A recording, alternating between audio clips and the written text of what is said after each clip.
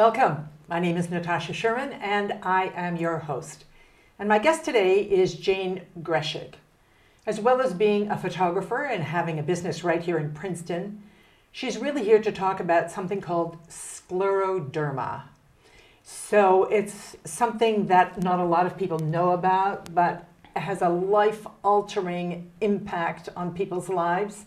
And she wants to share her story so that she can create some awareness and also let people know that there are some alternatives. Welcome. Thank you, Natasha. Thank you very much. So I think I heard the word scleroderma at some point somewhere, but you hear of a condition or whatever it is and you don't pay too much attention. And then I met you. So let's talk about what scleroderma is. Actually, I believe it's been around a very long time.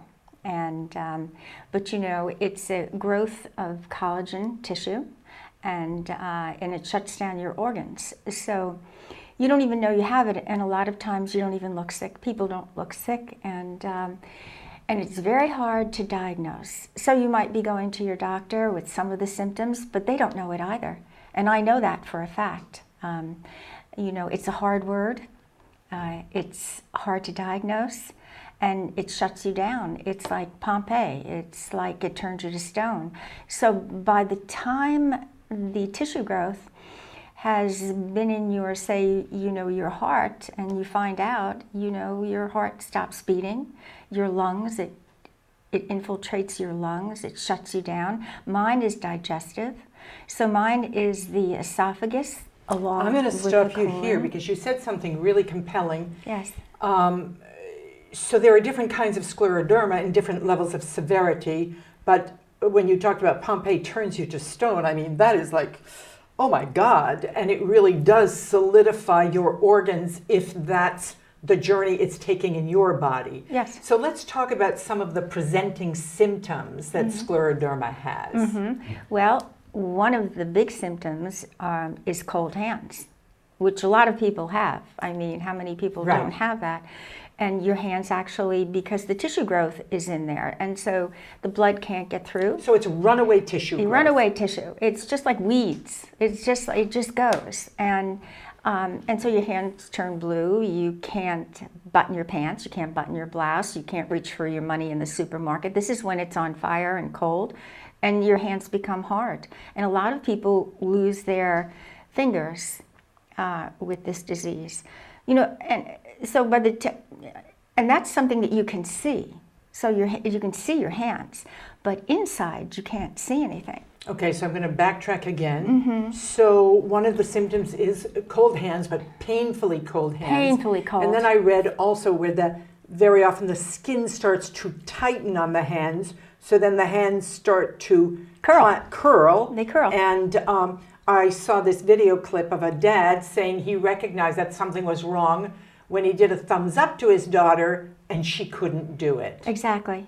So it's kind of things are curling in is one of the symptoms. Mm-hmm. But this is, if it's diagnosed earlier, it probably would be better.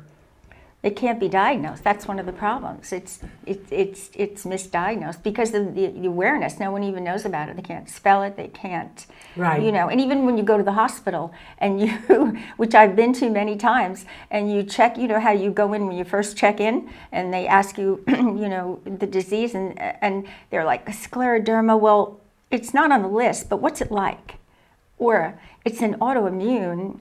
So, I've had it 20 years, so I've come from the very beginning. There is some awareness now. It's an orphan rare disease, but it's starting to get some visibility. But there's no benchmark. There's no cure, there's no treatment, there's no benchmark. That's what makes it hard.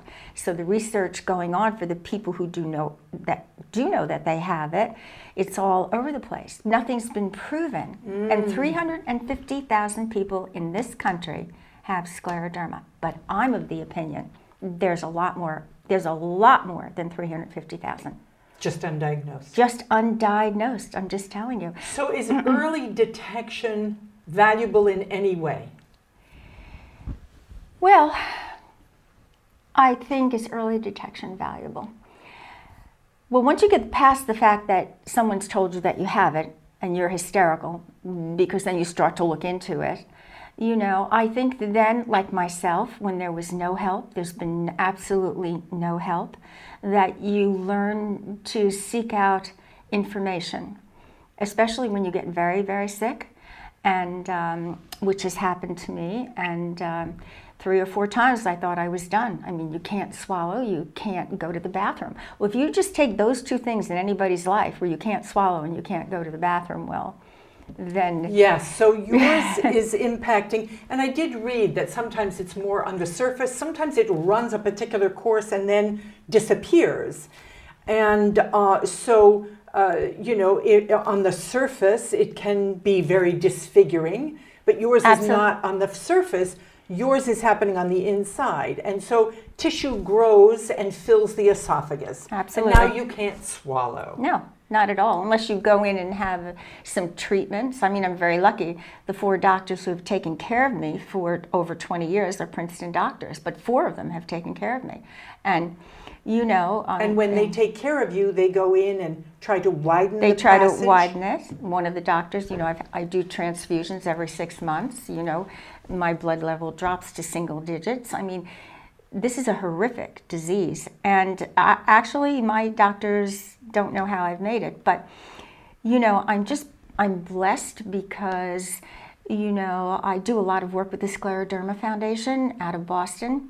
And they head up Advocacy. They go look for money. They try to get the research out there. I've worked with them for years and years and years. And many years ago, we did a PSA with Pavarotti in Central Park. And someone related to him had scleroderma. Nicoletta Montavani, the girl that he married, who was his assistant, her sister had it. And so, I said to him, well, maybe we could do a little something. And he was gracious. We had kids there. We did the whole thing.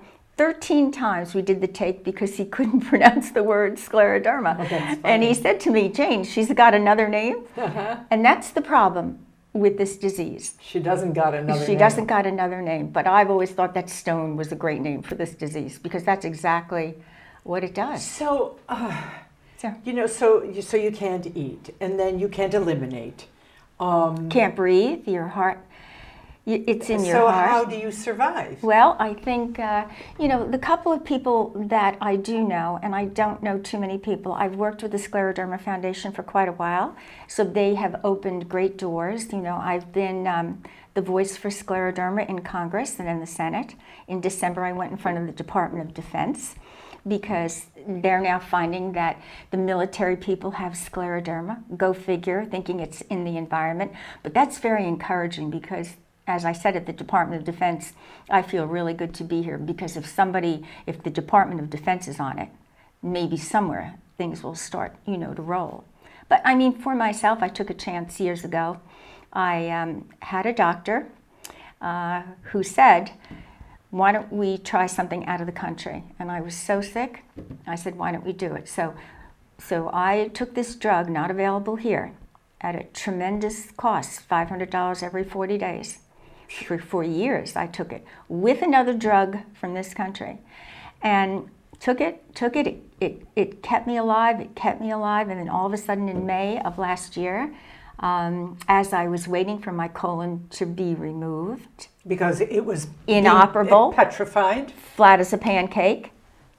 The gentleman at Columbia Presbyterian was going to take it out in May. My appointment was in June. In May, I started to eat, and I started to eat, and I started to have elimination, and I called the doctors, and I'm like, what's going on here? This is like ridiculous.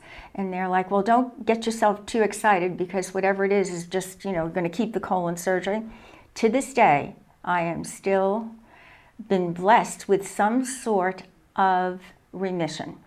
And the one doctor who came up with this silver bullet, which is what I call a silver bullet, said, it's cumulative. It's medically explainable. She thinks it's cumulative. After years of taking it, that all of a sudden something worked. And I think so too, because I feel so good. I feel like myself again. I feel like myself way before the 20 years ago. Can you eat? I can eat. I mean, for me to eat, and my kids are like, oh my God. I mean, I ate nothing. Water wouldn't even go down, nothing. But you learn to move around that. But I was down to under 100 pounds, which is why I got sick so much. You know, the blood level drops. I mean, your body's only good. How did you? I'm going to ask you a bunch of questions, but how did your family deal with this? I have to say, my kids are my strength. And it must have been terrible for them. It was watching terrible. Their mother who can't eat and couldn't get out of bed. And you know, we have a business, my daughter and I, and a lot of times she would take over for me, and I kept this to myself. I mean, nobody wants to work with anybody who's sick. It's just a normal thing. So you try in your business to keep going and do what you have. But you know, I think their strength. I mean, but there were times, especially last May, for the first time in my life, I said, you know what, it's okay to go, Jane, because I couldn't hold on anymore. I couldn't do it. And for me to say that, because I fight to stay here for my children, you know, like any other mother. Sure. You know. Is there pain involved? A terrific pain. It's horrific pain. I mean, you know, try to swallow something and you can actually feel it going down and tightening, and then you regurgitate, it throws it back up again. It won't let anything go down. It gets stuck in the pockets of the tissue growth in there.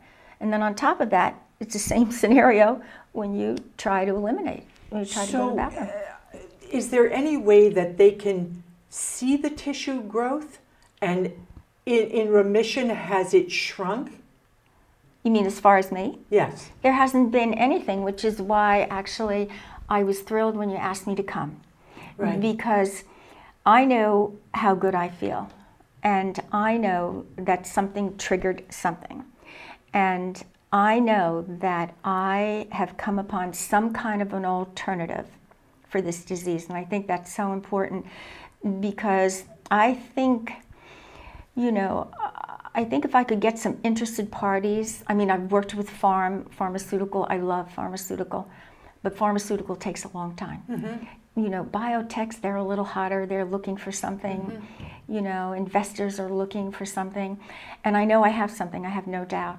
I don't have a cure, but I have an alternative to the suffering and the inability to eat. I mean, just think of that, or I wouldn't be here because I feel so good. And so when something like this happens, you have to, you know what? You have to give back. You have to share this. You have to make sure, because I know how sick I was. I know how terribly ill. So, you know, people die from this. Absolutely. And, I know the television personality Bob Saget, his sister died from exactly. this. Yeah. And it seems to me I saw something, Jason Alexander from Seinfeld, his sister has Absolutely. it. So, but people do die from this. So then when they're treating you, so you were taking some kind of medication here, but if it's an incurable disease, what kind of medication are they giving you? What is the purpose of the medication that they gave you before you found this medicine in England? Like, you know, oh, let's throw it against the wall and see, are they treating symptoms? What were they giving you? Absolutely nothing. All that time, nothing. And there were some research studies at a couple of larger hospitals where they asked me, would you like to try it? Would you like to try it? Don't ask me why, but I never tried it. I really relied on myself. I really tried to keep myself going as best I knew. It changes your life. And you have to change with it if you want to stay here. So it changes your life, and it's painful and not pleasant, and it's hopeless almost. It's almost hopeless. But I never did any of those, and all of the ones I never agreed to doing all had no results, no effect. No. So I was always so glad. You know how you follow your gut? Sure. You're like, okay, come on, you know, okay, but why I did this one was because I was dying. That's as simple as I couldn't hold on much longer. So why is this medication allowed in England? What results have they produced? What a great question. Well, there's 750,000 people in the UK who have scleroderma. So 750,000? Yeah, so it's pretty well known over there. Right. And so this is a drug that's been very effective over there. Go figure why, you know, we can't get it over here. So you've spoken in front of government officials? Oh, absolutely. And have you asked them that? I absolutely have, and I think in answer to your question, I think it's an unknown disease. It's so hard to track. I think the research that's going on is all free-floating. Everybody thinks they have the idea. I think what I have, it's almost the reverse. It's almost like something did work, so take a look at it. It's almost backwards. Right. It's something worked.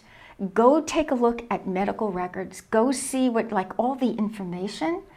And is anybody in this country doing that? No, because this is the first time I've spoken publicly, not in front of Farmer or, Right. And I'm thrilled because I'm going to go find somebody.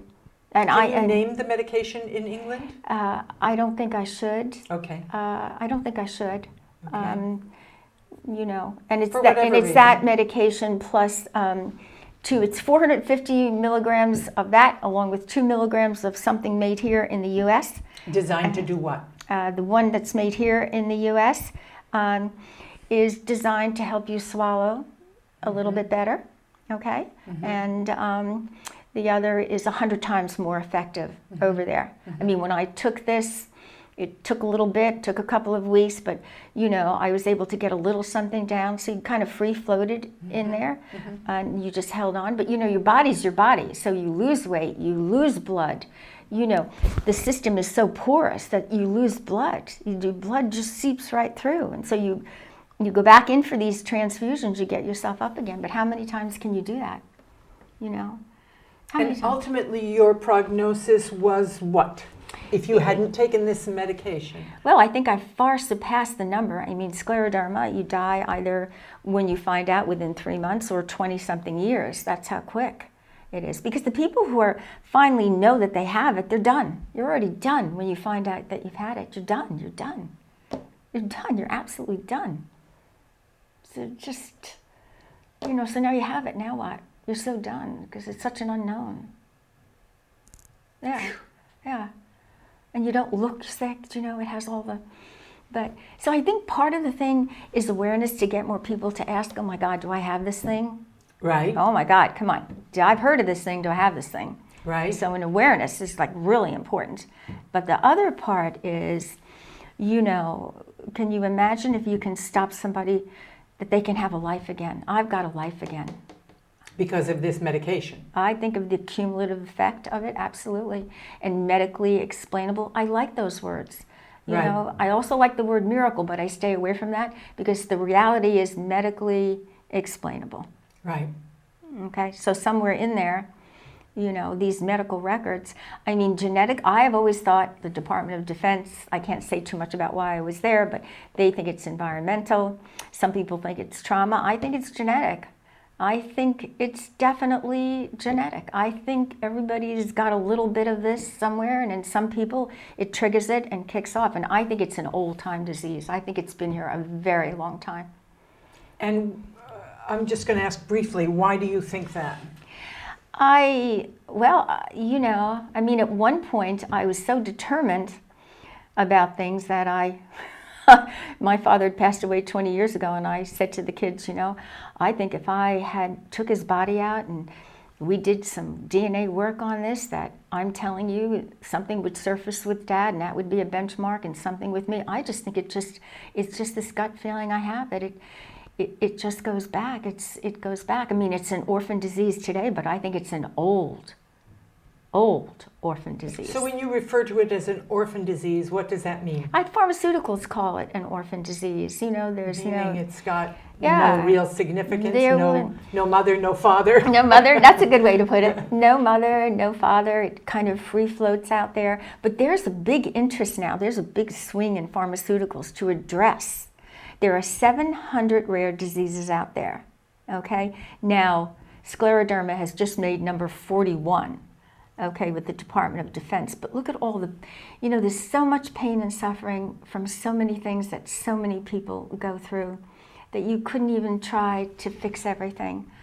But when something does get fixed, like with me, it's definitely worth looking at. it's definitely, there's something there. Right. So I was thinking to myself, if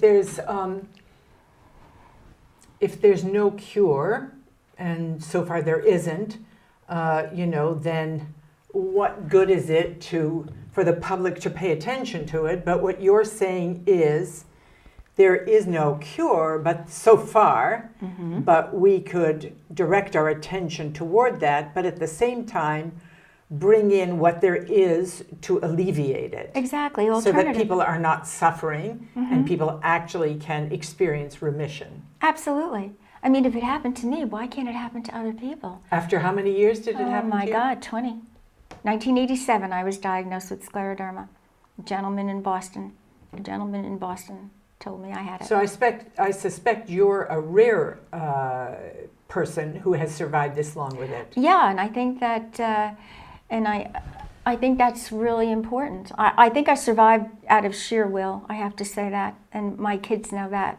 They have seen me in the worst possible shape that any mom could ever be in, and so I don't know how I've made it this far, but there is a purpose to this, and how did I get so lucky? What happened? How could this happen? So if you were going to write a little, they have these handout cards, it's kind of postcard size, and you want really to convey your message in 5 or 6 points. What would those points be? 1, if you see symptoms.